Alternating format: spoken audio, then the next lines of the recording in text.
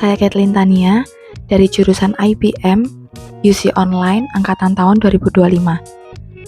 Pada kesempatan kali ini, saya akan membahas perbedaan antara pasar tradisional dengan pasar modern atau yang bisa kita kenal sebagai supermarket dari sudut pandang ekonomi mikro.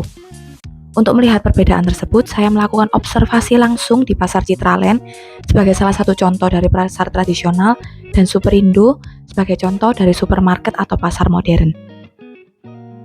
Jika dilihat dari sisi perilaku konsumen, terdapat perbedaan yang cukup signifikan antara kedua pasar tersebut. Di pasar tradisional, konsumen melakukan interaksi langsung dengan pedagang dan sering terjadi yang namanya proses tawar-menawar.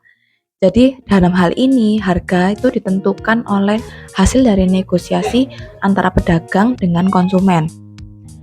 Sedangkan di supermarket seperti Superindo, harga produk itu sudah ditetapkan sehingga konsumen tidak melakukan lagi proses tawar-menawar.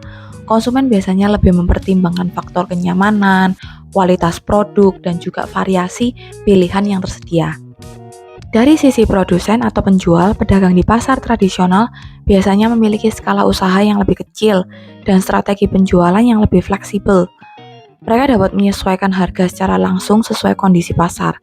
Sebaliknya, supermarket memiliki sistem penjualan yang lebih terstruktur, harga sudah ditentukan, dan interaksi antara penjual dan pembeli tidak terlalu intens karena proses transaksi dilakukan melalui sistem kasir. Biaya operasional juga terlihat dari sisi biaya operasional. Pasar tradisional umumnya memiliki biaya operasional yang lebih rendah karena fasilitas yang digunakan lebih sederhana. Sementara itu, supermarket membutuhkan biaya operasional yang lebih tinggi seperti listrik, pendingin ruangan, sistem kasir digital, dan penataan produk yang lebih modern. Hal ini juga dapat mempengaruhi harga produk yang dijual. Dari sisi struktur pasar tradisional biasanya memiliki banyak pedagang yang menjual produk serupa, sehingga persaingan antara penjual cukup tinggi dan harga menjadi lebih fleksibel. Sedangkan supermarket lebih mengandalkan diferensiasi produk, strategi pemasaran, serta kenyamanan untuk menarik konsumen. Dari observasi ini dapat disimpulkan bahwa pasar tradisional dan pasar modern memiliki karakteristik yang berbeda dalam hal perilaku konsumen, strategi produsen, serta biaya operasional.